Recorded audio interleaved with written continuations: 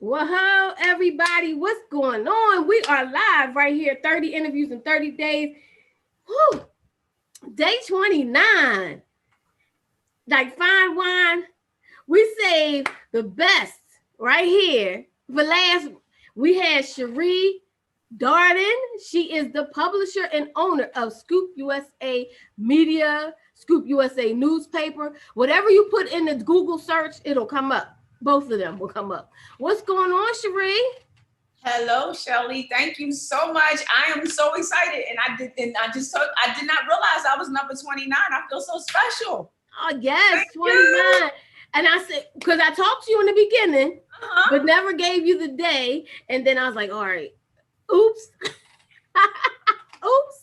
But thank you so much for being a part of it. Not even that, just being a part of my life. We've been down for a long time doing this thing. Woo-hoo. So let's talk about your journey. You just celebrated what, 2, 3 years? 3 years. 3 years. 3 years, November the 2nd. Not celebrated yet. Oh, that's my mind is on celebration. So November 2nd will be 3 years. So that's like 2, 3 days away. I know.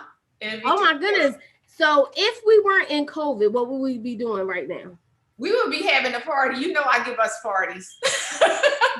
We would be having our private scoop party just for my staff and my immediate family, those people who stick with me through this journey, through thick and thin, who get notices at 12 in the morning, where's your stuff, and respond.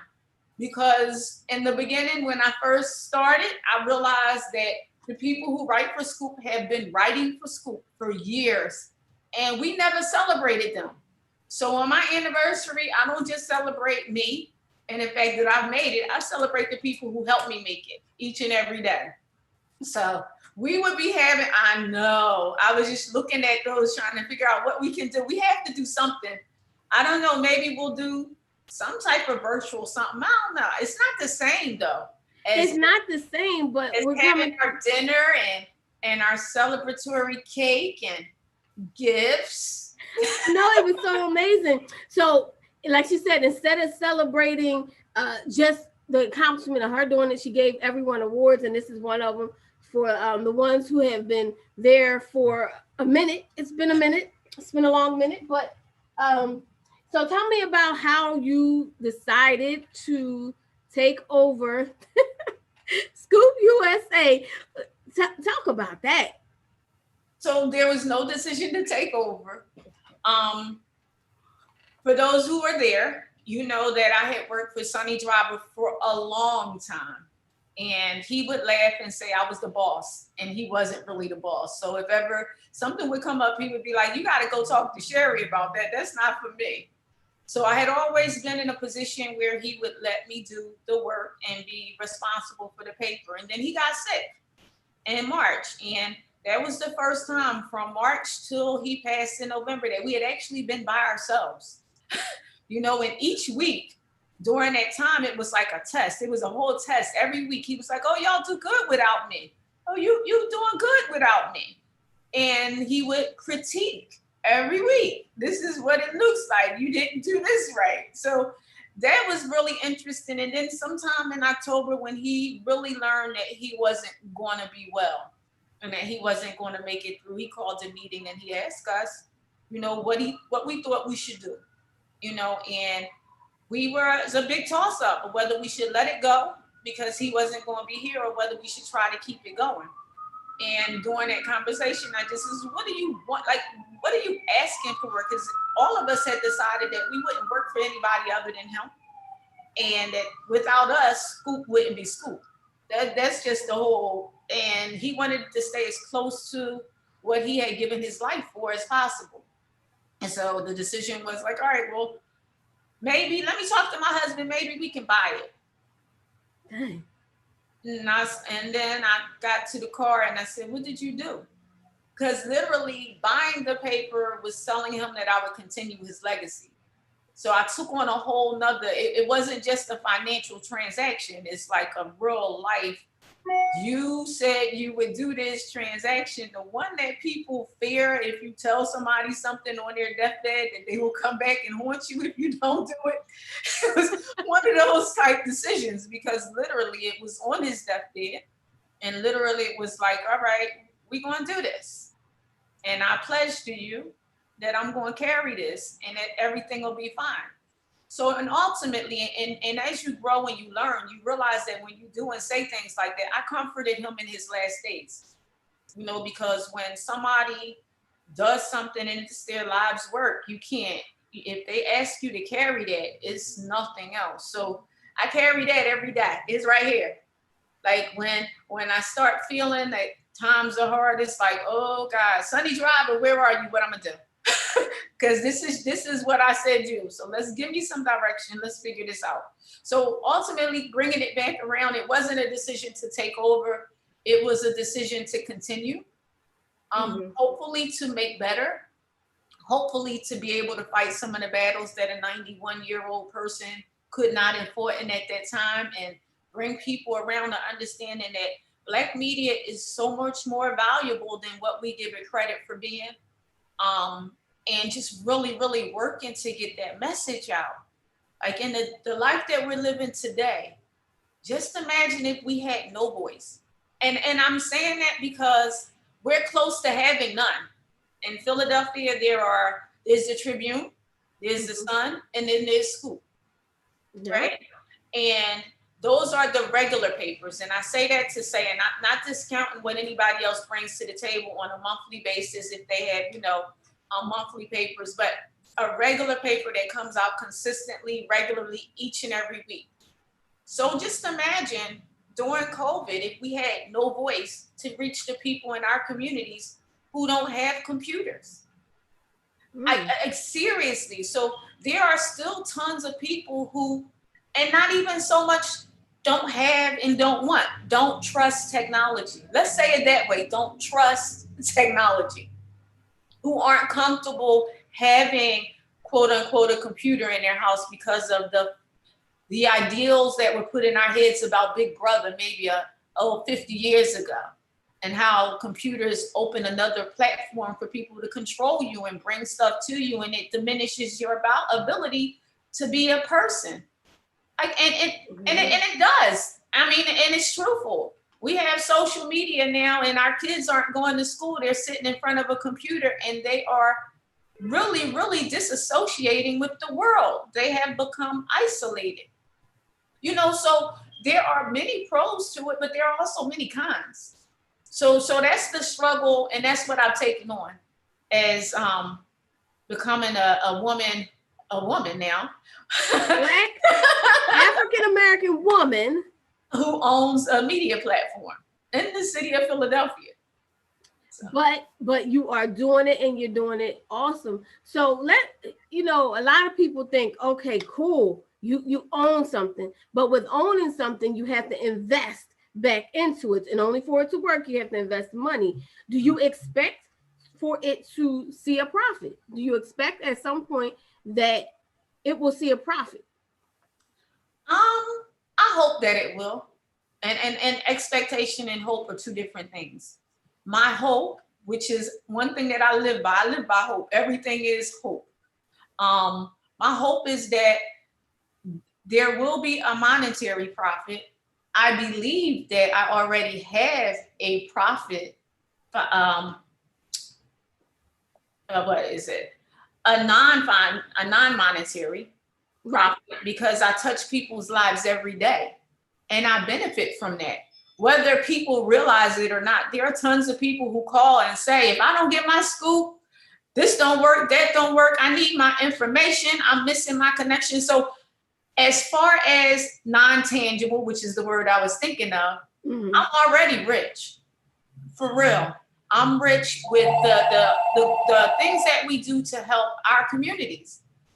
Now, the financial arm of it, and what people don't realize with owning a paper, you know, you get stories, you get information, but it costs to run a paper. It's not a cheap business. You know, each and every week you put out many expenditures associated with printing and delivering and making sure things happen, and having staff and trying to, you know, even if you have staff such as my staff who came on, who were there and were in for it no money. We've been doing this for years. Mr. Driver did not pay us a dime. We're going to continue. But when you understand what people put into something, at some point you want to be able to do it, at least a gift, something. So when you have those expenses that are sitting there, you have to work and you have to go hard to go home. You got to show up at events. You got to smile all the time. Even if you're crying on the inside, you smiling, because people need to understand that you understand what you're doing is actually helping a lot of people who otherwise wouldn't have help. That's true. So what do you say to people that say, ain't nobody reading newspapers? And I heard somebody say this many times, ain't nobody reading newspapers. So that, it hurts to my core. Mm-hmm. It really does. I've offered people a paper and had them tell me no. Now, what people don't realize is, and I told my husband, I work like on a minimum 96 hours a week. I'm at work.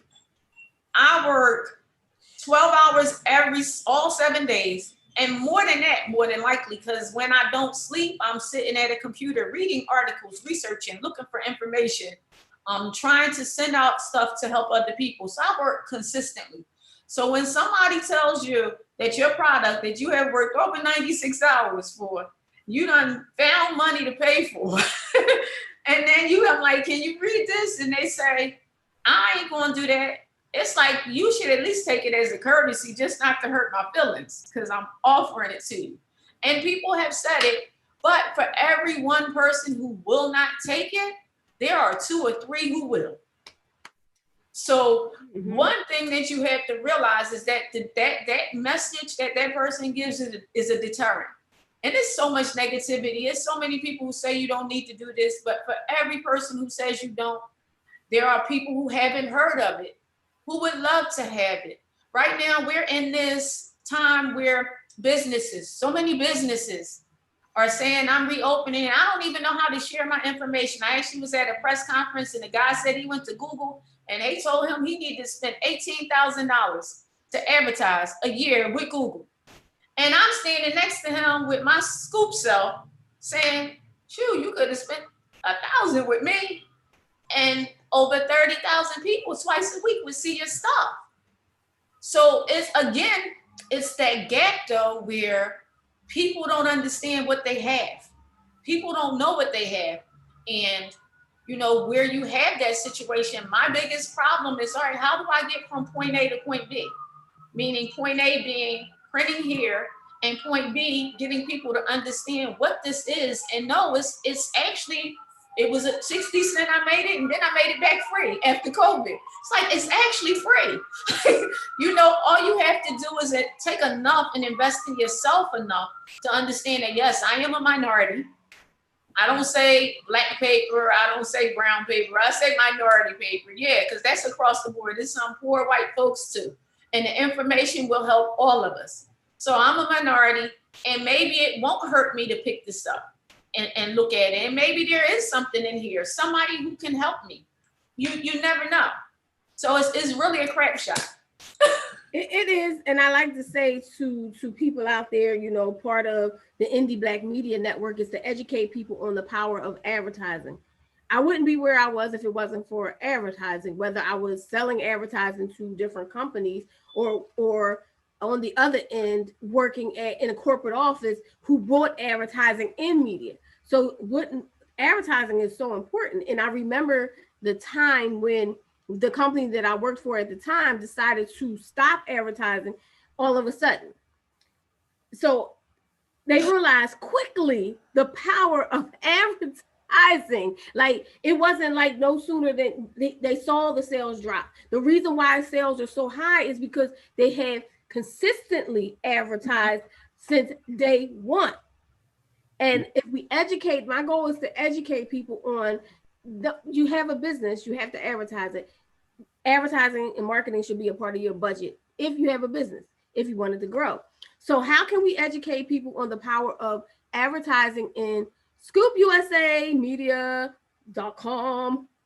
So you just said the magic word as it relates to advertising is consistency. So you don't just have one ad for one time. that to me it makes no sense. It's not productive. It doesn't work. What it does is it shows people ultimately that maybe you have one event or a program and you really don't need them to consistently look at you. Like you're a one and done, so to say. So the first thing is to learn how to be cost effective and not try to spend thousands of dollars for a one and done, but learn how to make your money work for you. Making your money work for you is learning how to invest over a time period. So what we've done with Scoop, and we've done it for the past month, and we're actually going to continue it. I've been thinking, trying to figure out, because you know my goal is to help people. And so how can you help and it still make money? I mean, I understand when the advertising was for 10 a week. Mm-hmm. And it's going to stay there for only to start though. So you have to do, so in order to make money, number one is I have to give people enough interest in themselves, which is the $10 deal. Like this is $10. You spend $12 at Starbucks for a mocha and for a mocha. All right. So for $10, you can advertise and promote yourself because you have to believe in yourself. What I learned being a publisher and the owner of a business was that if I don't believe in myself, I can't convince other people to believe in Scoop. Mm-hmm. So I have to believe in Cherie. I have to believe that the work that I do is of value. So if I don't believe that, I can't help anybody. So number one is believing in yourself. Advertising for a business is showing your faith and your belief in yourself. That is marketing yourself, saying, hey, my product is worth it. It's in this paper, it's on this show. Come check me out. Now, when you do that and you put yourself in that predicament and you do it at low cost with Scoop, my goal was to get people to invest in themselves at low cost. Now, the average business card usually sells for about $88 in most papers. That's what it costs. Scoop had already reduced it down to $25 because I understand and I deal with minority communities. And my goal is to not hurt them and put them out of business, but to help them understand the value of consistently advertising and promoting themselves so that you have that factor there. So, all right, pandemic, let's make it $10 to start. $10 for the first 4 weeks with the hopes that you will see that, first of all, $10 for 4 weeks, $40 a month, you're not really missing that. No. Once you put it out, it's gone. And you've already got something that shows that you're promoting yourself in many different places for $10 a week. So it's just that investment. As far as making money, my goal and my thought is that if people sign on and stay on, then I will generate that little $15 that I have lost. And that will actually support me. My goal is stability on my end too. You know what I mean? So if I have 20 people who have ads at $25, which comes up to $100, I'm fine because that just paid for at least one of my papers. The goal is to always offset my cost. You know, which is what business is. So. Exactly. So if I generate enough income to have a core, like these are the core bills right here, and this covers that, then I can do more. I can help more people. I can help promote stuff. I can do things that puts me on another level because I'm fine here. You know, the first thing you gotta do is pay the gas, electric, phone bill, so that you, you know, so if you can take care of those things with the little stuff, then that opens up your mind more than anything. You're not worried. And then you can look at other things.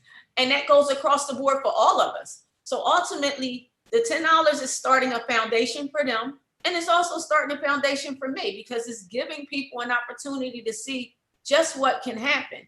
Now, the one thing that everybody needs to understand, in advertising, our job is not to bring people to your door. Our job is to show people that you exist. Meaning, I put out 30,000 papers. If 30,000 people see your picture in the paper, then I've done what I was supposed to do. That doesn't mean that out of that 30,000, everybody's going to call you because people don't use services until they need services. I'm not going to go look at a tire shop and tell my tire is flat and I'm stuck on the road. And if I saw your ad, in Scoop's paper, then I'm gonna be like, oh my God, I'm trying to find somebody, and somebody will say, oh, it was an ad in Scoop, call them. You know, but that's the unfortunate reality about advertising is it's not so much a direct, what is it? How do you say a direct response? Like you always don't get things right away. It's not immediate feelings that you get out of it. It can be 6 months down the line. I have a plumber who's been advertising with School way before I was the owner. And he says, I stay in. He says, and I don't get a hit all of the time, but when I get a hit, I get a hit. Meaning, we need stories like that. That's what we need. We need stories like that. He's like, when I get a hit, I get a hit. Like, I mean, like they need all new pipes, you know? And he's like, so, and they say they saw me on School because the you know, you have to understand. I need a plumber. You need a plumber? He on page 10. Okay. Page 10, ain't that my page? My page is 10. Let me go get him. He's on 12, then right after you. All right, right after. You fluctuate from 10 to 12. It depends on the size of the paper. But see, that's what I'm saying. I'm just trying to answer your thing. I honestly do need a plumber. I called this morning looking for a plumber. See? It's in the paper right behind you. See, that's the power of advertising. When you need something, it's in the paper.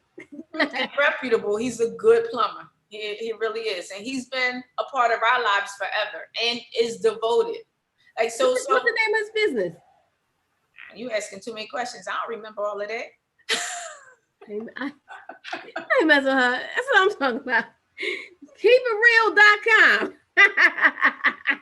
I don't remember all those names. I can speed dial his cell phone number though, because he does stuff for me. He's but that's okay. So I wanted to just make sure we educated people on the power of advertising, making sure you advertise your business. I think that's there's business women, right? There's a businesswoman who I didn't know. I did not know her at all. I watched her on many platforms, big platforms. I've been watching her. She saw the power of it once I posted it, and she got an advertising in School.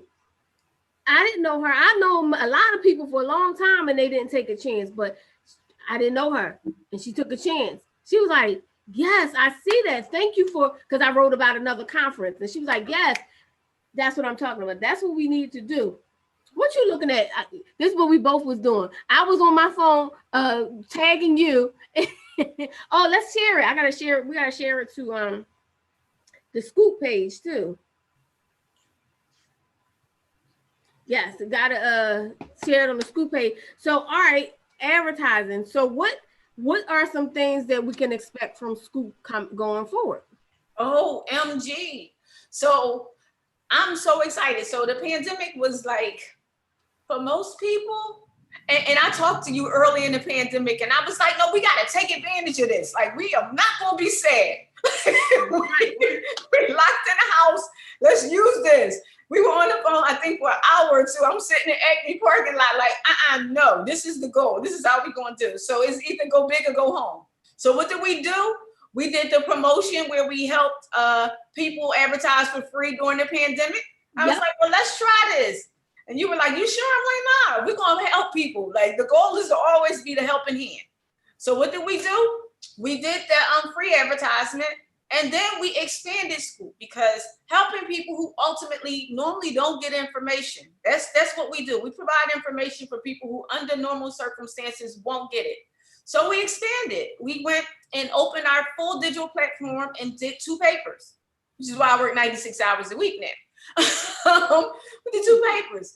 And the 2 papers over the past 2 weeks for the election, because of all of the information that's going on with issues, not so much who to vote for, but with the issues. People need to understand what's going on here. There are real issues that we're dealing with.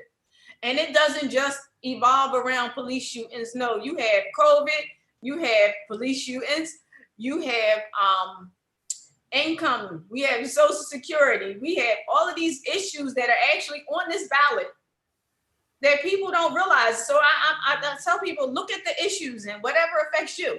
You know, you go with the person that's giving you the message for your issue, because we all got issues. So in introducing that, for the past 2 weeks, we actually printed twice each week. So our paper now came out twice in print. I was delivering the second paper, which is interesting. To do it twice a week is like twice a week. That's double, but that's double on the delivery, double on this. So everything. I want to talk about the fact that that's a sacrifice.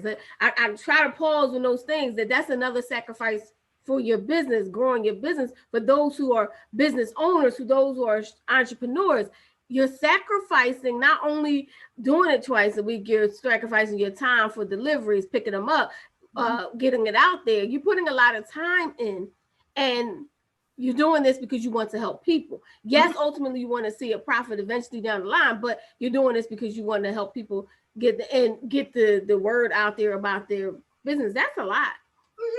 So we did it twice, but that was a test too. So I always try stuff. It's trial and error. So I did it to see, can I do it? Because I already do the digital. I've been doing digital platform plus regular since March. So we already do 2 papers. It's just a matter of taking that extra step, and the finances and the money and all of that stuff that comes with it. Like trying to figure out, can I make this work? And I think I can. Okay, you think so this is the second week, and you think that? So hopefully, and this is not a promise, but it's my goal. It's in my heart, which means usually when something is written there and it's like, and it nudges at you until you just do it. So more than likely, come January 2021, we will print twice a week. Okay. Yeah. So printing twice a week does a couple of good things too. It doesn't just add expenses, but it opens up opportunities for more income. Right. Because a lot of people want to advertise, but they don't want to advertise strictly digital. They want that unknown possibility, which comes with the paper. The unknown invisible hand with the paper comes because it's not fully solely directed. It can actually fall on somebody's doorstep who needs a plumber. you know what I mean? It's very happenstance. It doesn't necessarily have to be planned. So sometimes people really just want that. And because if we can provide both and still provide the full digital platform, so ultimately that means the paper is expanded a lot. It's all digital. That means you're reaching more numbers. That means when it comes down to it, you're talking at least 100,000 people in a week by advertising. And that means impressions. That means the eyeballs. That means how many people are actually able to see it. And that even doesn't include when we share it on social media. If I share it on social media, then someone reshares it on social media, and that's right. And that's how it goes. So why wouldn't you do it? Why wouldn't you take, even if right now it's $10 and then we're going up to $25 with the business card, why wouldn't you not take it and invest in your business to see what it is? I know for sure from the other end, writing for paper, buying papers. I was the person responsible for buying news media. So in every market, and it worked. I'm talking about if a multi-million-dollar company says they're going to keep including print media in their advertising budget, that's telling you the power of it. So everybody out there, make sure you do it. Make sure you buy an ad. It's not a lot of money. It's actually one of the most cost-effective means to becoming familiar with advertising. Because a lot of people, and I understand, in small businesses, it's like the first thing to go is, I don't have money to spend for that. That $25 could go toward this. So understand it, got it. But when you invest in yourself, which is the biggest thing, is taking that little bit of money and saying, I'm going to put it here. And the reality is, if you get 1 or 2 clients, you've already made your money back. Absolutely. Every time you get 1 or 2. So if you end up getting just one person at the rate of $10, you've made more than your money back. So and it doesn't have to happen. It's not really immediate response all of the time. It might be that one paper that everything is in and it's popping, as they say, and everybody, this article is in there and such is in there, and oh my God, I never read this paper before, but I read this article and then I saw your ad right under it. So there always are those opportunities where things like that happen, and you can't take one from the other. It's either all or none when you come with this. either you all in and you're going to support yourself, you're going to advertise, you're going to promote yourself, or you're not, because you can't go halfway with it. One-time advertisers are, quote unquote, the people who literally are going halfway with it. They just want to get in and let people see. And that's a CYA type thing. Cover your, because you want to make sure that you're out there so that people see that you did it. That's not I really want you to come, to my event because I want to make sure people see. That's just making sure that it's publicized so that you cover yourself. So you have different mentalities that come with it. One thing that's interesting is I worked for a paper for years. I never realized those mentalities until I owned the paper. I never thought about the way people actually think or analyzed it or looked at it like, because you're just happy when somebody advertising.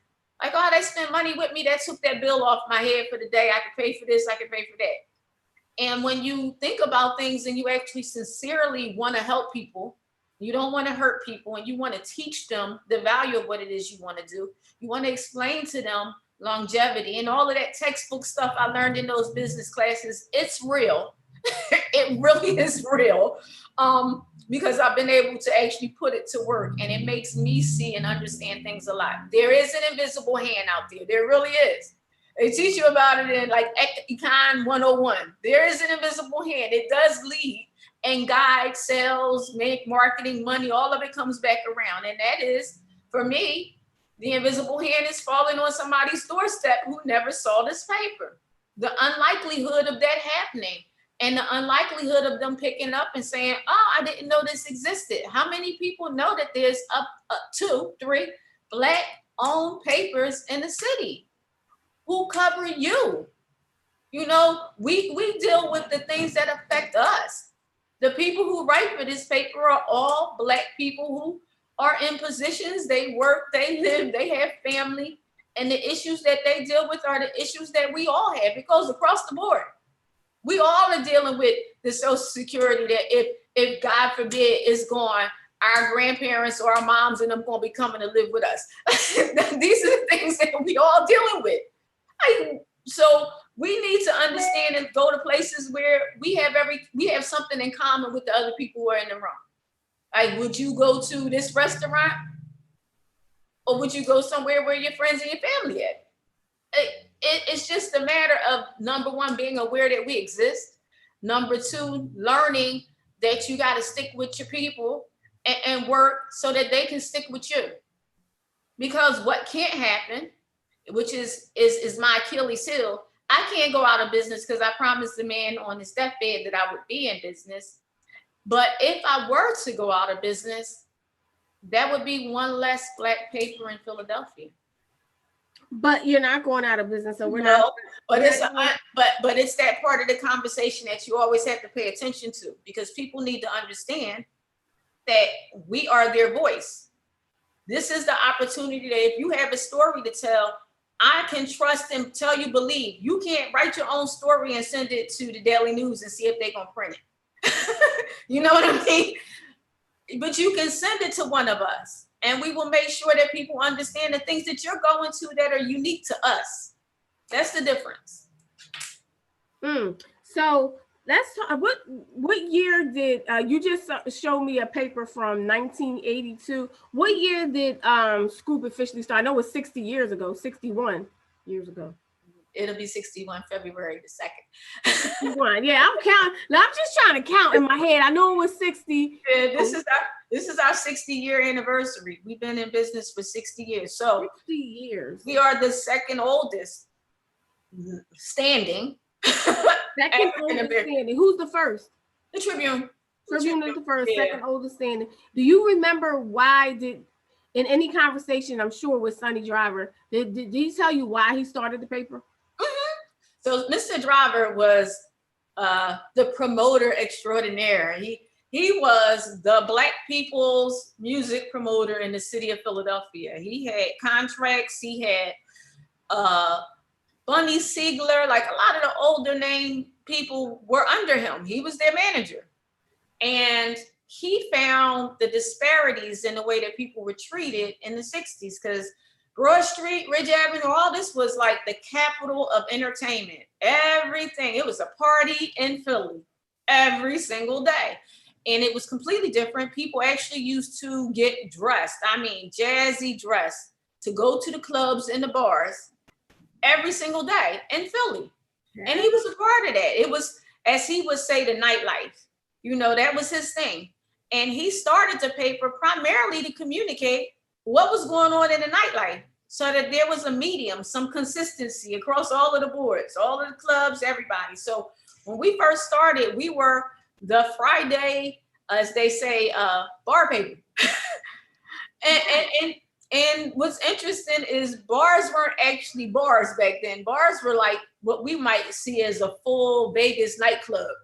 That's what our bars were in Philly. It wasn't just somewhere you go drink. They got dressed and they had on suits and they had on halfway skimpy pretty outfits because the women was trying to catch. And it was a whole nother thing.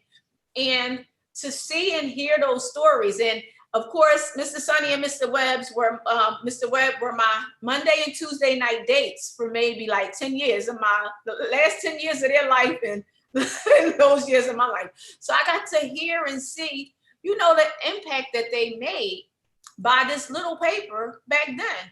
It helped them establish some equality in payment and sales and promotions and how people were actually publicized. So it actually was very powerful then. And as days and time progressed, you know, bars became bars, you know, so we didn't do it. We weren't needed there. Like the need moved, the entertainment moved out of Philly, you know, and it moved on.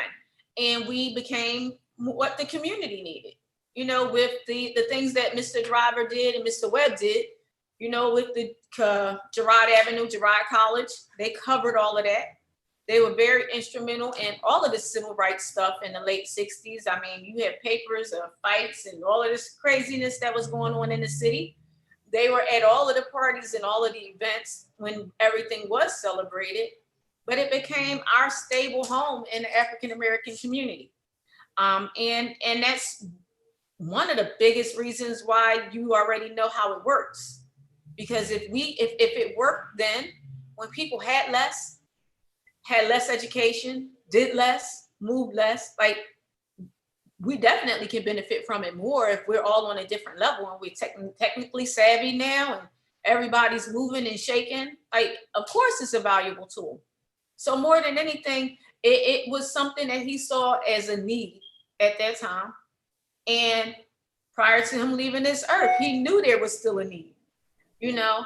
And that was why he worked until he was almost 92 years old. Like, people don't just do something just because they want to do it. You know, you don't invest 90 some years of your life into improving life for minorities and equality and then just stop. It's very important. It's just a matter of learning that within your soul first and learning what you're fighting for. You know, like, all right, so I started this because it was a promise to him, but as time progressed, this is mine. You know, I've owned up to it. Like, all right, so I'm carrying this. And I know everything that I do. I know the feeling that I get when I walk into a room and somebody feels as though that I'm there to help them. Like when you do that and people welcome you with open arms, and these are people that I have never met before in my life, but they know what it is that we do. Or you get a message. Somebody sent me a message the other day, like, I appreciate what it is that you do. You know, it's those little things. And of course, and I said this early on, and you used to tell me, don't think like that. Like, money isn't everything. You know, there's so much more to this than the money. The money is needed to be here. That's the most important thing, is generating enough income so that we can solidify ourselves and know we stable. Like, every week, no, I'm not going to worry about whether or not I'm closing the doors and I'm calling around asking somebody for 5 cents to make sure that I can stay in business. So stability is the most important thing. And then continuing that effort to be effective and help people. You know, you gotta, and I don't know if the pandemic has opened other people's eyes, you know, because you see it all over the place. People feeding people doing this, people helping people. You know, it's just a movement that has happened. Mm-hmm. And that's not just in Philly, it's across the world. You know, Like the only way you can survive in this world is if you understand who you are, where you are, and understand that you gotta reach your hand back and help somebody. And that person all too often will be the person that ends up helping you because it's a give and take. That's how we work. Absolutely. So let me see. Can we show us the newspaper? Oh, the one I showed you? You want to show? Yeah, let's show that. That's from 1982. You said? Mm-hmm. It was actually, what date was this? This was March 5th, 1982. You see the front page. There is a brawl, and it looks like it was at City Hall. So I actually showed this paper. I was looking for something else, and I pulled this out. It looks like it's the MSB building, actually. And I pulled this out, and my editor was saying, she was like, you can actually use that for your memory lane picture, and it probably will be. Because the unfortunate reality is the way things have been going on in the city, this looks like this could have been yesterday's front page. It does. It looks like it could be what's going on right now. Mm-hmm. And it's just a unfortunate reality that if you don't deal with the issues and really resolve them or come to some sort of, this is what we've done, we're moving on, and this is solidified, it will come back.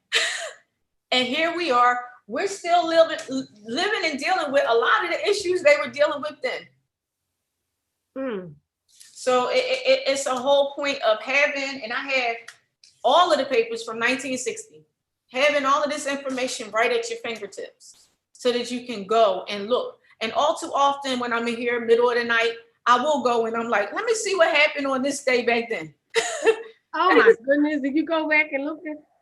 Because sometimes I'm also often every week we do memory lane. So I'm always looking to see what happened and what was in the paper and what was important back then. And I'll pull those memory lane photos. It's like, oh my God, this was happening then, and this is happening now. Look, you know, or to show, like with elections, it comes around every year. You know, 2 years ago, my memory lane photo that's in the paper today was from 2 years ago when you had 18-year-olds voting for the first time in that election, and I thought to myself, wouldn't it be good to find out what they're doing in this election? Like that was their first, you know, so that's the publisher in me now, and the way that I think is that, oh, let's look at this. Let's look at that.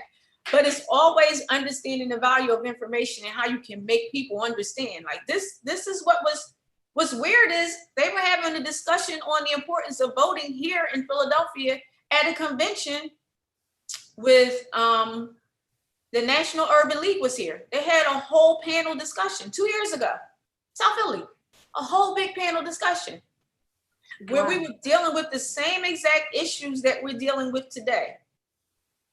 So the question is, like, how long does it take for you to get tired?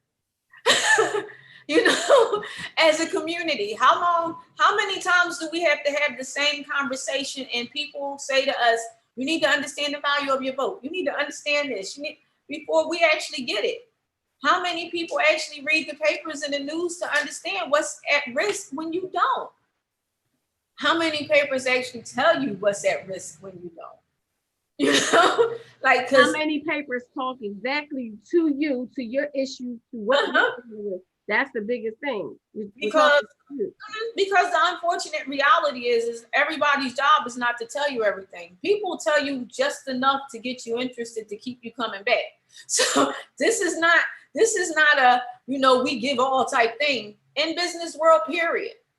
And then when you have certain people such as us who understand the risk of not telling everything and the loss that comes associated with it, it's like, put it all on the table. They gotta get this information. No, I gotta come out twice a week, because if I can get this into the hands of the older people who ain't getting news, then maybe they won't come outside, and maybe they won't let people breathe on them. Maybe they won't get COVID, and maybe we can stop some stuff. And so it's that mentality that comes with this here. I don't know what other publishers think about, but I understand that the only reason I own a paper is because of my heart. The only reason I sit in this seat is because of my heart. Because if Mr. Driver wouldn't recognize my heart and seen some similarities in my heart and his, and understood that after 22 years of sitting there listening to him, that I got some of the stuff that he dropped.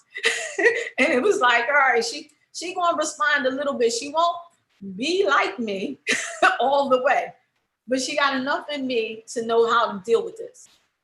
So, Absolutely. you know, so just knowing those things and knowing that none of that time was ever taken for granted. Like, I stayed. I came because I needed a job. I stayed because I loved them. And I didn't want nobody to take advantage of them. Because I was like, somebody will come in here and milk this man. You know, it only takes me a couple of hours to do this work. Imagine that. Somebody be here making $40 for 40 hours a week, saying that it's taking this long to do this, and it doesn't. And then he would say it was hilarious because in the last months before he got sick in March, he'd be like, I only come to work on Monday and Tuesday because you in here. And I said, I only come in here on Monday and Tuesday because you in here. If it wasn't for us being here and knowing that we was going to sit down, do the paper together, laugh, joke, eat our Chinese food, and wait for Mr. Webb to come so we can be mean to him and mess with him, because we mess with him, and laugh and joke and look at pictures, and then I listen to him and Mr. Sonny argue back and forth like old brothers do. It was just, one of those moments. Those moments are the moments that I probably will never forget, because they're the things that made me who I am. I was blessed, and I say it, I was blessed to be able to be in a room with them too. With them too.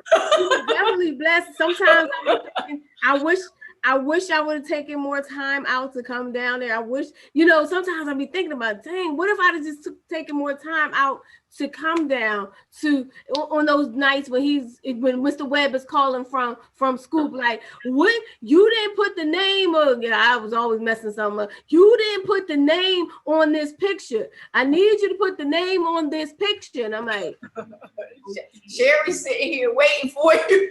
I know. And it's like, dang, I could have just sometimes I want for people to know, take time out, whatever you got to do, take the time out, because those two right there, their knowledge, what they bring to oh my gosh, they were like a sponge. If you just sit down for a minute, you be like, dang. Everything, you can learn everything. They taught us a lot about this business, so take time out, spend time with your mentors, the people that mean a lot to you, listen to them. So definitely do that. What's even more interesting is them being our mentors and teaching us stuff. Like, that was not even the goal. Like, they really just loved us, and seeing the value of really, really just somebody just loving you unconditionally, to want to be with you, to want to share their stories, and just give it freely. Because, then too, like, for as much as they love to talk about their stuff, they didn't give everything to everybody. So to know that you were blessed. I was so blessed to know that those two old men, and I used to be like, what is y'all gonna do? They would stand there and wait for me every night and walk me to my car. Here I go. Y'all ain't gonna stop nothing. What y'all gonna do? But they wouldn't leave until they knew I was fine. And it's just understanding and learning. And when you lose, you really, really know the unconditional love that you had, and you have to understand. And I came because I loved them. I went to work and he would never have to worry about whether or not I was going to be there. I'm on vacation doing the paper, because I felt as though I was responsible for making sure he was okay. I did not know at that time that he didn't have any kids and that he would end up looking at me as if I was his daughter. And I would do smart stuff, and like, we be in the public and I holler out dad, because I just thought I was making him embarrassed. But I didn't know that at some point that I would be the person who he put on his emergency contact as the person to reach out to if something went wrong. And I didn't know until somebody called and said that to me. I was like, who? Why are you calling me? It's like, because he said that you're the person we're supposed to call. And it really hit home then, and understanding that in life, the way things happen are 9 times out of 10 not the way you plan. I say every day, I knocked on the door, a 26-year-old young lady who had a daughter whose my grandmother had just died, and I was struggling trying to figure life out, and I needed a part-time job to make sure I can help my daughter. All right. When he died, I was 40 some years old. I had been here. I had a new job. I had gotten married. I had a whole different life. And I had grown with him. And that was through my mother's death, this one's death, that death, the support of him holding my hand through sickness and everything else. And I still came through all of that. I would still come every single night. He wouldn't let me quit. And guess what happened? When it started, it was me and him on a Sunday afternoon when he first started teaching me. And when he died on December the 27th at 3:00 in the morning, it was me and him. It was just me and him, nobody else. And I had just went to press and sent his paper off and went there and sat beside him and said, "It's done, boss. You can rest."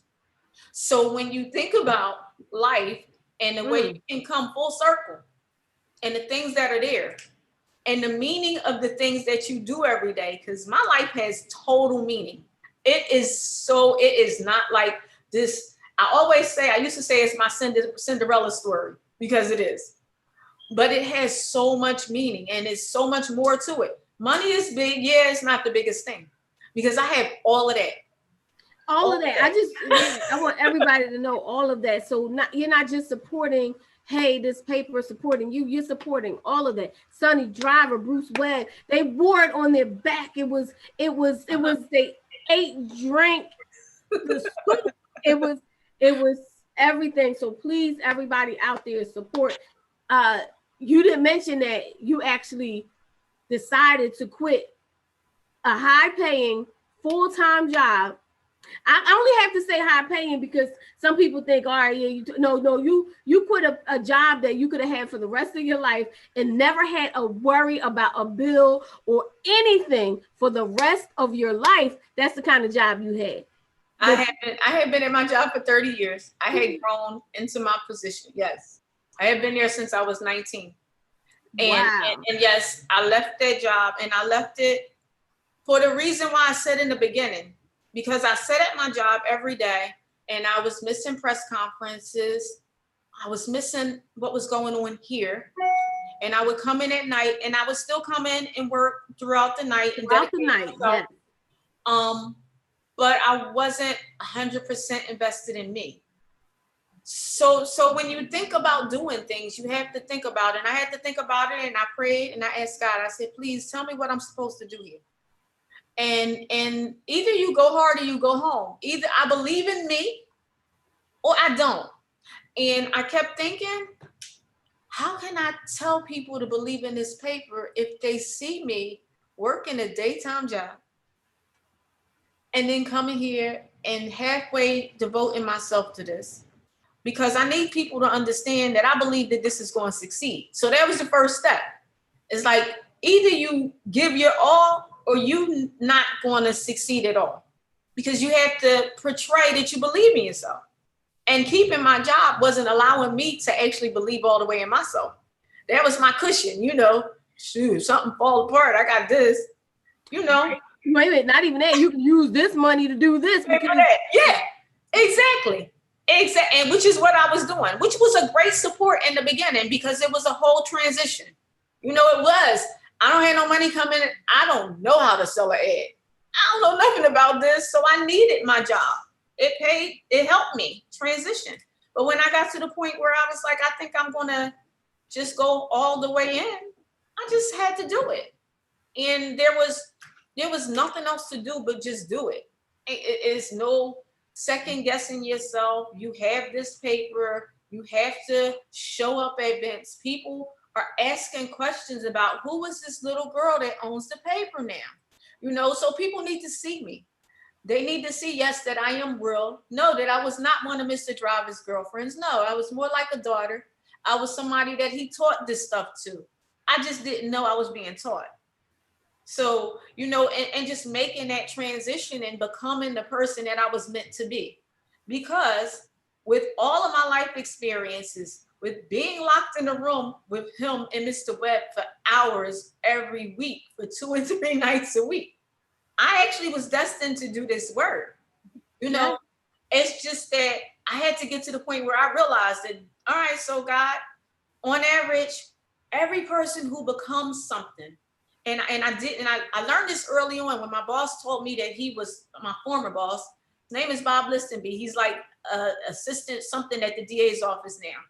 He was my boss, and he said to me, and he was the chief of the juvenile unit at the public defender's office at the time. He said, yeah, I was a construction person. I was this. And then when I turned 40, I decided I wanted to be a lawyer. And I said, you turned 40, you went to law school? He said, yeah. And mind you, this man was the chief of the juvenile unit. He moved on to work for Obama in DC and head up the juvenile unit in DC. And then he came back, and now he's at the DA's office. Ellen Greenlee, the chief defender, she went to school, law school at 40. So when I got in my 40s, I'm sitting there like, all right, so most people change jobs when they get to be 40, right? like you get to the point where you're at that point where you're mature enough to make the decisions to go and do God's work. Do what you was put here to do. So when this happened and all of this started happening and I'm making a decision, I'm like, all right, so God, you've been training me. I was in HR. I was learning how to talk to people. I had to learn how to early on tell people they didn't get a job and not get beat up. You had to learn these things and learn how to talk people through bad situations in their lives and learn how to go to work every day and leave your stuff on the back burner and take in everybody else's stuff and just give it your all. And I did it for 500 people every day. So I was like, all right, got it. Got that lesson. I'm sitting in my office. I was like, God, so you done gave me a bigger platform now. So you want me to go out and love all these people, huh? The way I've been loving these 500, you want me to just go love the rest of the city and whoever else I touch. That's what my job is, to use the value of words and this paper and touch more. So it was that investment. Like, I gotta believe in me. So I do. I believe in me. I believe that this paper has so much more value than what any other person might believe. And it's good because I have to believe more than anybody else believes because it's mine. You know? I gotta believe, and I gotta be able to look at somebody and say, that story you just told me, other people need to hear it. So that's how people want to write for us and want to share their stories, because I can say to them, you need to understand that what you're going through is real. Don't diminish it, feel it for what it is, and help other people with it. It's that, and that's what I was taught. Doing all of those conversations, those years, jumping from one job to the next, moving around. That's the person that I've been blessed to become. So this is my destiny. I think that is more to it. I think that it's going to grow. But for right now, it's solidifying this, making this foundation strong so we can move and do more. Yes, we're going to move and do more. I'm appreciative. I'm appreciative of the legacy that was built from Sonny Driver to Bruce Webb. We can't move on without saying, you know, rest in peace to Earl Harvey, another giant in the newspaper industry. Like, it's deep to me. Like, when you think about it, Sonny Driver, Bruce Webb, Earl Harvey, Hiroshima. It is all mentors. Mm-hmm. Each one spoke into my life. You know what I mean? It was a part of what I do, anything I did. So rest in peace to Earl Harvey. I was just looking at some pictures of him, like, oh man. His services right now. So it's tomorrow. Its viewing is today. The actual service is tomorrow. Oh. So, you know what? The viewing is later on today. There's a viewing this evening. Wow. So this is a pivotal time for history for Black people. I tell people all of the time, I said, so many people, historical people, have left this earth this time. It's a changing of the gate, the gatekeepers. You know, all of those gatekeepers, the people that made stuff happening. It's like, all right, if you were lined up to take this position, get ready, because you've been pushed up. You gotta put on your big girl panties, as they say, and go out and do the work. Because if you were lined up to carry this weight, you need to understand what it is that we're walking into. Because we're walking into an entire different era. You know, it's the same fight, it's on a different level, and the tools are different, you know? The tools are completely different, and The educational levels are different. We're in a completely different place than what we were when those people took over, but they were handled the manner. They were handed, here you go. So it's been passed over. And for those of us who are in those positions, I tell people like, well, people are dying all around. So no, I got work to do. I'm going to be here because God not done with me yet. I'm just starting my journey. Yeah. My journey is to help fight this fight so that people know what's going on and where they need to go and how they need to respond. If there's going to be some help here for them, we have to make sure that they understand that. We have to. There's no question about it. Is our job. That's not a financial job. That's a God-given job. Like this is what I put you here for. Use my words, use the stuff that I give you and make it happen. Make it happen every single day. Every single day. You have to do something, whether you feel that you're doing something or not. Trust and believe. If you talk to one person and you help them, you're doing God's work every single day. That's it. Every single day. And that's why we're here. That's why we're here doing 30 interviews in 30 days. Indie Black Media Network. I'm so happy for you. I am so happy. I cannot express enough, because I was there when you were talking about doing these things and we were sitting on the phone during the beginning of the pandemic trying to figure out what we were going to do. So I am so happy that you saw an opportunity and you moved and you didn't succumb to the negativity of the pandemic, because many people found other ways of doing things. But to be creative and step out and do something new, not just adjust what you were doing, but just make a whole new leap, like a whole nother step. I moved from this position all the way over to there, and to say, now I have this other life, So the pandemic, yes, it was horrible. It is horrible. But for those who have moved on and changed and redirected, it's a wonderful thing to see that you can take something so negative and make it into something where you see something completely different. So I am so happy. I'm so happy that you are a part of my life and a part of Scoop from day one. So I can't not be in a public forum. Every time we're together, I tell you that, especially in public, because people need to understand the value of having you in my family is. Because this is not a paper. This is a whole family. We are a family. We do this together, and to have and know that I have people that I can depend on, that I can email at 1 and 2 o'clock in the morning, and they usually respond right away. It's like, all right, we can do this. It's of so much value just to know that it isn't a one and done thing. It isn't just me, it's just that I'm blessed to be the person who sits at the top of that table. But, at the end of the day, it's usually like, all right, what do you think I should do about this? Like I'm sitting up here, but this is your area. These are the people that you deal with. You tell me what I need to do. Help me be a better person. And learning how to allow people to be themselves and share their stories and let them help you be great because of you in there with them is huge.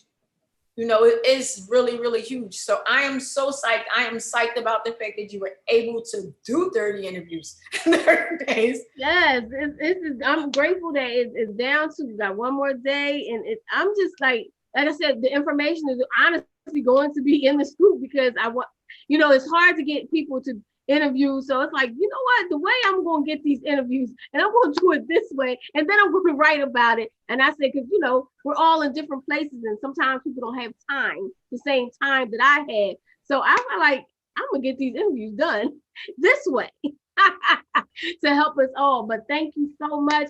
Please, y'all, please get an ad in the Scoop. Thank you to everybody who does and has, right? But make sure you support Black media, like really. And I believe we talked about this a little bit, Indie Black Media Network. Hopefully you continue to still be a part. I got to make sure, of course, she's one of the founding ones of Indie Black Media Network, because we're going to, selling is a thing, like really sales. But if you sell with the impact of saying, I'm going to help someone else, I'm selling to help, then that'll make a difference. So I'm definitely gonna get out here and sell again. It's been a minute, you know. After this, the next point is I'm going to get out here and sell again, because I mean that is literally. So before you let me go, so part of selling, this is going to be so awesome. You're going to love it. Are you ready? Mm-hmm. So you know I have this thing where I always want to help people. So I asked Stephanie the other day, I'm in here trying to make up an ad. I'm like, I got this idea of what I want to do, but I got to figure out how to. So I got helping hands like crossed like this, and then I have like hands with God coming down like that. And you remember our slogan was reach one, teach one, each one, teach one? Yes. That was like use, go back old school scoop, use our slogan. So what we're doing is we're promoting sales. We're people who are larger companies or people who do like a quarter page ad. For each quarter page ad, starting at quarter page, for each quarter page ad, you can buy an ad, but then you can sponsor a small business and give them 4 weeks of free business ads, just based off of the fact that you did this. So it's that we're going to help people. We're going to do what we can to make sure other people understand the value of helping people. So if you invest and want to advertise and support Scoop, then you can also advertise for somebody else and help somebody else who's in a situation right now where they may not have $10. You know what I mean? Because unfortunately, there are still some who are doing things who may not. But then you give them that opportunity so they can get some sort of advertising and start to see what happens when you do invest in yourself. So there we go. So I like that. I think that's awesome. Let's go. I can't wait to get back into it. Let's do it, everybody. Scoop, this is press day. Today. It's the second paper. It's out. Today is press day. So you can go get the new one online, ScoopUSAmedia.com. You can get the new one. And I think I did 2 this week, so I think I got one in this. You did. I did. I said, listen, I said it. I'm trying two a week. So yes, today is press day. Go to ScoopUSAmedia.com, or you can get the app, mobile app. Get the app, download the app, and just it's easy. It pops up every time it comes out. Just get a message. Get a message. Scoop USA Media. Make sure you do it, y'all. So I know, and look, and everybody want her. You see, her phone been going off all this time. She's busy. Everybody wants you. Everybody wants you. Let me make sure nobody said anything online. I forgot about them online. Make sure nobody said nothing online. Thank you, Supreme. The Supreme. Who is this? Ken Murph. I'm on air, but stop by to say hello. Oh, thank you, Ken Murph. Thank you so much. He said he's on air. He has a radio show as well, and he said he stopped by just to say hello, Queens. Hey, the Scoop is the bomb. Supreme said, I don't have my glasses on. I'm sorry. Supreme said the Scoop is the bomb. Yes. Thank you, Supreme. Honestly, thank you so much for supporting. You've been here 29 days. He's been here 29 days. Always checking in. Thank you so much. Robin White. You remember Robin White? You probably met him before. Robin White is in the music industry. He used to be with Chris Schwartz and it's Rough House. Almost messed up. Rough House. He's been all the things. So thank you, Robin White, for watching. He's definitely been in this business doing his thing. So thank you to everybody who's paying attention. If you have a song coming out, let me talk to the artist real quick. Okay. If you have a song coming out and you want somebody to promote it, you can get an ad. You can get an ad in the paper. It's not just, hey, listen to my song. You can get an ad saying available now on downloads. If you don't have anybody to do your ads, I can do your ads for you. Or you can do like Nobi did, because she actually, you see how she changed and sent us a press release? Yes. Last week, she sent a press release and we actually took the time and put it in the paper for her. And if she had a link in there with the link so that you can go listen to the music. Yep. So that definitely worked. Although she gave me credit for it. I told her I didn't do it. I told her you did it. But listen, you gonna give me credit, fine. I was the vessel that was used to connect the two. It's perfectly fine. I have never been the one who needs the credit. I don't need it. Because I do so many things that don't nobody even know you're doing half the time. I mean, I didn't ask for it. I just happened to post it. And I was, you know what I mean? Because you see it. It was right next to you. There's a reason why things happen the way they supposed to. Yeah, I was like, I'm not going to just cut it off and not post it. I was like, I'm going to post everything because we're a community, and she supported. She literally has been supporting, and that's the number one. She's the manager of artists. So artists, you too can advertise. I'm just trying to give y'all things. It works. Ask Logan Johnson. It works. All right. You have a wonderful day. I'm glad today is press day. I don't know. Tomorrow we got to start working again. Is that what it is? I start working as soon as I'm done tonight. I don't wait till tomorrow. You don't wait till? Well, I'm waiting till tomorrow. I'm sorry. I will wait until tomorrow. I'm trying to think. Because you know the deadline is at 5 o'clock today for new stuff. Okay, I know. All right, let me. I'm trying to think. Who? Do I have anybody already done? So also remember, Monday's paper, which is dated on election day, is another big paper. November 3rd for November 3rd. It's November 3rd. That's election day paper. So right. I'm on it. I'm going to be on time. I think. We gotta make sure that we do what we can to push some people out the house so they can go vote. Go vote. Yeah, we're doing a whole show on voting on the Grown Folks Radio. We're going to do a whole show on voting. We have Danielle Patterson, Tony Payton Jr., of course, DJ Kid Disco, and millennials. So Gen Xers talking to the millennials, because the millennials have the two millennials we have. They have a whole different thought process than the Gen Xers. Literally, their thoughts on this whole election thing. They want to vote, but their thoughts on it is very different than what Gen Xers are normally talking about. So we're going to have a conversation about it on November 1st to make sure we all get out and vote on the 3rd. So that's going to be interesting. You got to share that link so that yes, it's going to be those of us who oh God, I don't even know what generation I am. I'm starting to get so old. Yeah. I'm sure. Like I always say, I'm forever 21, but that's me. But anyway, we can listen, because it's very interesting to see their perspective. Because their perspective, like those are the people that are going to be really, really making some strides coming up here. So we need to know what they think and how they think, and if we can talk to them and help them understand how we think, Yeah, it's going to be something, because they're pretty strong on what they feel, and the two of them didn't even know that I know that they feel the same way, because I'm listening. But they didn't know it. They didn't know that they feel the same. Like, oh my gosh, I got to get them together with the Gen X to see, because their thoughts and opinions are so different. So that's going to be good. All right, don't forget to plug us. Let us media. I'm always here. Like I said, we are always here. Thank you so much. Enjoy the rest of your day. I know you're about to get to work, and I'm going to start today with figuring out who the next person is, because I think I got some questions out there that need to be answered back. So I'm going to have to go follow up. All right. Well, again, thank you for allowing me to be number 29. I feel so special. I feel so special.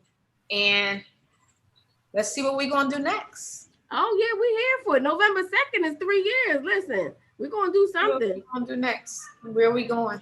I would like some cake, but no, we're not eating cake right now. I'm on the I have to remember, because you love that strawberry cake. Because it was my birthday. It was cake floating all around this office, and people was getting sick of it. So I gotta remember, when I go to buy another one, that I keep forgetting. Shelly loves that strawberry cake. That strawberry cake is the bomb. Although right now I'm doing healthy. That COVID weight is real. Well, that was the stress, but what's going to end up happening is you've done so many different things, and you change your outlook on so many other things. It'll work. Trust me. It'll work. You do another 30 interviews in 30 days running around the city to get the people. As soon as it open back up, it'll be gone. I ain't doing that, because it costs too much money. Let me tell you something. The difference with this is I don't have to go around the city like I used to. That's money to get here, pay for parking if I need to pay for oh my goodness, that's a whole different thing. And that was the good thing about the digital paper, was it all of that stuff was going. It was like, oh, I can breathe. I can split this out and breathe. Yep, that's what. But I wouldn't give up the fun of print for nothing in the world. Nope. It's so exciting. It just is. It's like when you get to see it and smell it and be like, oh, it's real. Like I can touch it. That right there. Yeah, Novi's artist MDE was like, yo, we want to get a bunch of them. I said, you better go to the office and get them. It's like, stop on down, get them. I'm not running around to get them. You don't run around. You go different feeling. It's a completely different feeling. When you get they want them. That lets you know the excitement when someone's in it and they want to get a copy of it. MDE called me, Snook Chaos called and said, can I go to the office? I was like, yeah, I showed you where it was before. They came down to get it before. Just go get it. Get the paper. So it is exciting. It is, people do still read the paper. I know this for sure. I even watched somebody sitting in the food place. It was like one of them restaurants, and I watched the person crack open the paper and sit and read it. It was real. So it's real. I even took a picture of them. I never posted it because that's an invasion of privacy, but I took a picture for my own knowledge. Just to see it, like this is real. It's real. Yeah. It's real. People crack open the papers and read it. But all right, Cherie Darden, Scoop USA Media, thank you so much. And I'm sure I'll be talking to you soon. Real soon. November 2nd, we got to do something. We're going to figure that out too. We will. Because there are some restaurants that are open. We can social distance. There's a lot of restaurants open. All you do is wear your mask in, and then when you go we can social distance and break our bread together and celebrate, because we gotta pray, thank God, and ask for, let's give it to us. Let us move on to the next one. Yes. So yeah, we'll figure that out. We'll figure it out. It might not be exactly on the 3rd because it's late timing right now. Yeah, it's a lot going on right now. Whew. And our party place closed. They went out of business, so we can't go back there. Oh wow, they went out of business. It's a lot of places that went out of business. So yeah, so and that was the go-to because it was really private and it was very private. It was nice. Yep. So we got to find somewhere else like that. So we'll start looking. It's gonna happen. Whatever God has. But you have a good day. Get to work, and I'm gonna figure out how I'm gonna get to work. Who I'm supposed to be with. Love you much. Love you too. Bye-bye. Bye.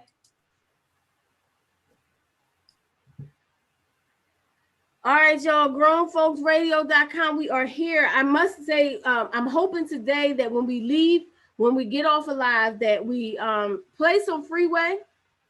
Play some Oskino and Sparks. If you have it, both of them, Freeway and Oskino, lost their sons, their young kings this week. My prayers go out to them, the families of Freeway. It's a different kind of pain, and that's what he's saying. It's a different kind of pain. And I couldn't imagine. So Freeway and Oskino both lost their son this week, literally. So I'm praying for you. I'm praying for you, Freeway. I'm praying for you, Oskino. I'm praying.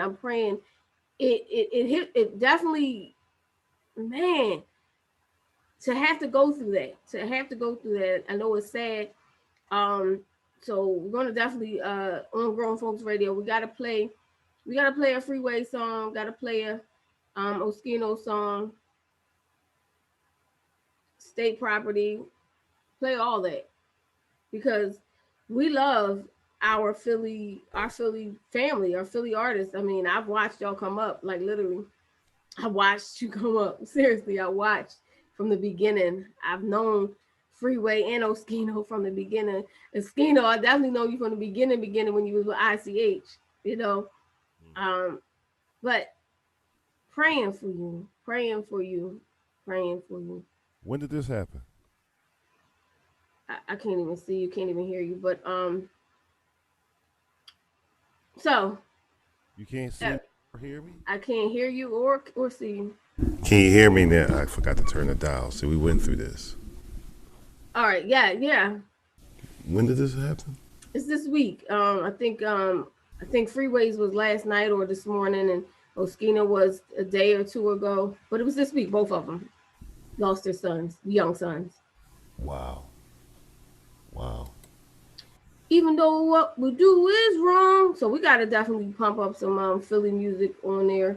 Today is Philly Day anyway, so. Oh, you remember?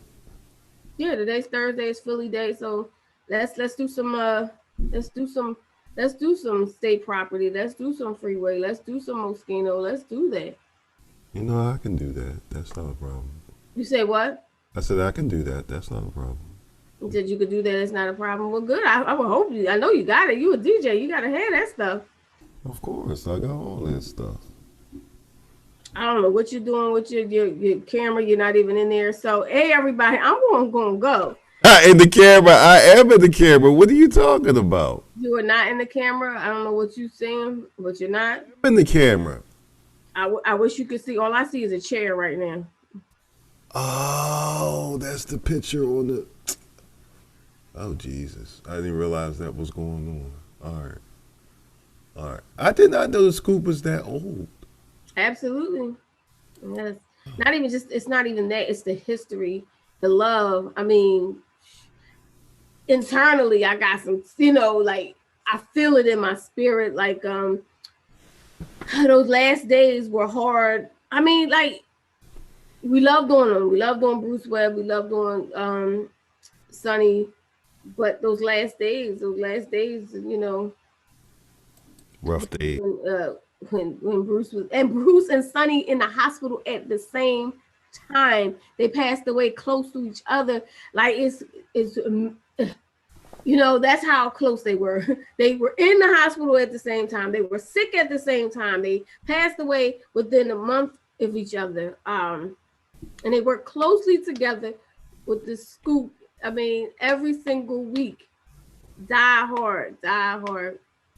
So I do this man,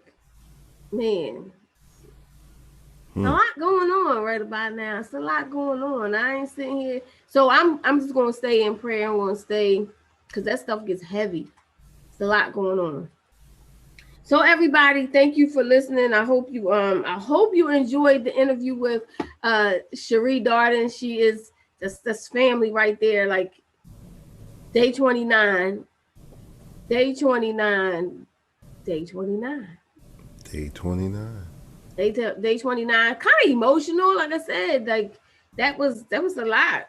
She is now the owner of a 60-year-old paper to keep the legacy alive. We want to keep the legacy alive from those people that came, which is why Indie Black Media Network, I'm keeping the memory alive of Dorothy Brunson, the first African-American woman to own a TV station. You have to keep these memories alive. There was people, it wouldn't be us.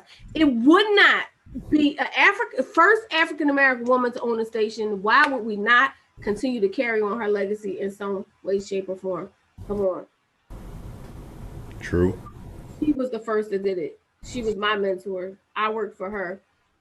I learned a lot of what I know from her, as well as Bruce Webb, as well as Sonny Driver. And I just sometimes I'm sorry that I didn't have as much time as I needed to even be around Bruce Webb, even when he called. So you can have more than one mentor? Yeah, you can have more than one mentor. Yeah, why not? So is it tacky to ask somebody to be your mentor? No, it's not tacky. All right, who you want to ask? None of your business. You already my mentor, so why you need to know who? He like, look, he be gathering this information. You got more than one mentor? Yeah. Always. But they're all passed on. I'm talking about people who have passed on. I'm talking about. For the last 29 days, I've been sitting here gathering information. Yes, you have been gathering information. I really have. And made some good inroads in the past 30 days. So, yeah. Oh, 29 days. Tomorrow's 30. Oh, my bad. Tomorrow's 30. Oh, okay. Tomorrow is 30, the last day. I'm telling you. Coming down. She said, Cherie said, I'm gonna be bored afterwards. Nah, but we got Wednesday. We got Indie Wednesday and Feature Friday. So it's still gonna be interviews going on. Now, how does that work? What? Feature Friday. Feature Friday will be different features, people that I want to indie will be more so music based, independent artists, independent outlets, indie. Feature will be more so featuring somebody like a Cherie Darden, like a Got you. Fubu or whatever, you know. Got you. But Wednesday is music.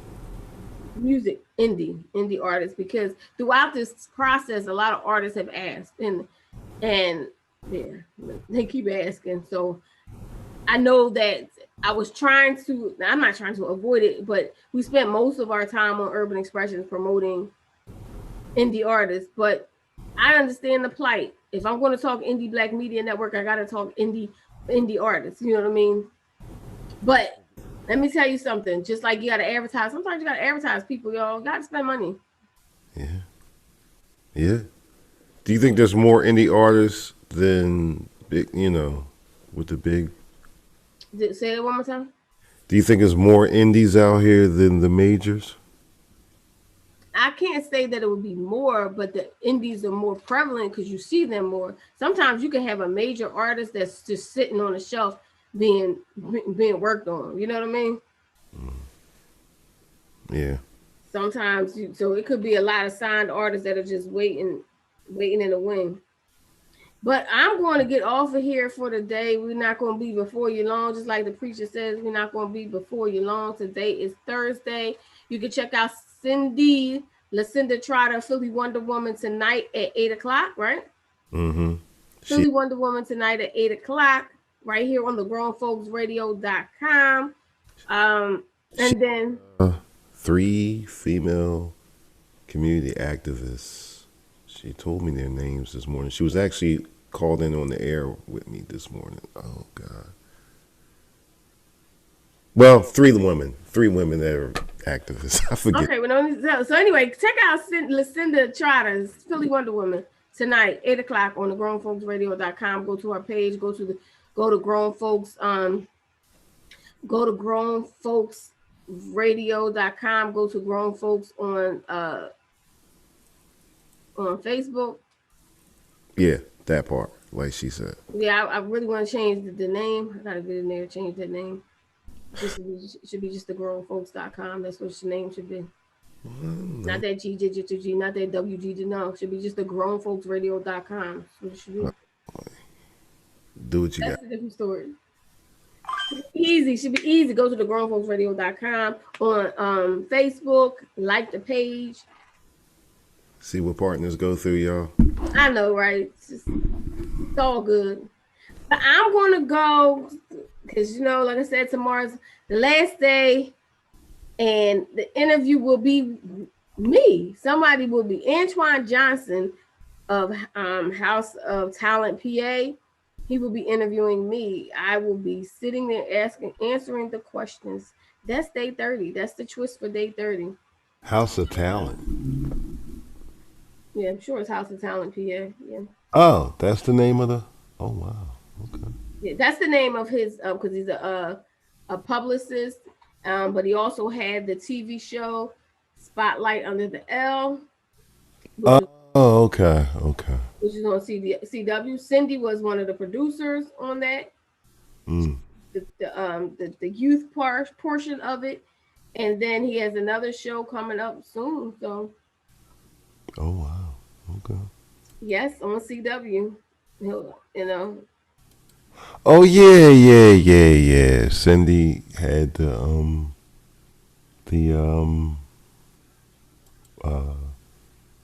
whatever. I'm having a brain fart. Yeah, you are. So I'm going to go today. All right, y'all. Thank y'all so much. Don't forget, tune in tomorrow, the last day, day 30. Day 30, y'all.